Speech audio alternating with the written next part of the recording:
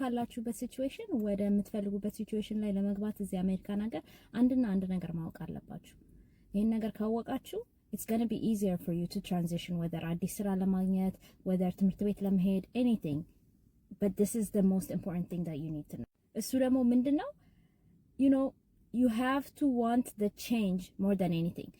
መቀየርን መፈለግ አለባችሁ. You have to be obsessed with wanting to change. You have to be obsessed with wanting something better.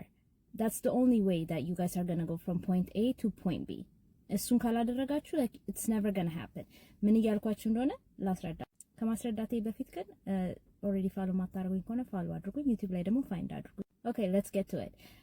ለምሳሌ ራሴን ኤግዛምፕል ምሳሌ ራሴን እንደ ምሳሌ በመጠቀም ላስረዳችሁ። ለምሳሌ እኔ ትምህርት ቤት እያለሁ there was one thing that I wanted more than anything else. That is ልክ ከትምህርት ቤት ስወጣ ወይም even ትምህርት ቤት እያለሁ I just wanted to get a job that is high paying ስራ አግኝቼ I wanted to learn how to use my money to have financial freedom in the near future.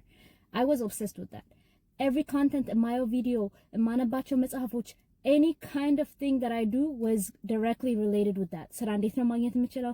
እንዴት አድርጌ ነው ስኪሌን አዳብሬ አሪፍ ስራ ማግኘት የምችለው? ከዛ ደግሞ ስራ ካገኘው በኋላ እንዴት ነው ብሬን የምጠቀመው? እንዴት ነው ኢንቨስት ማደርገው?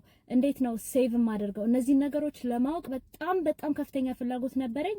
I was obsessed with it, and that's exactly why I was able to transition በጣም dramatic በሆነ trajectory transition አድርጌ አሁን ያለሁበት ቦታ ላይ መድረስ የቻልኩት. So hope this video was helpful. So all I want to tell you guys is if you want something enough, you're always gonna be able to get it. Okay? So I hope this makes sense, you guys. Like, share, follow አድርጉኝ. Bye.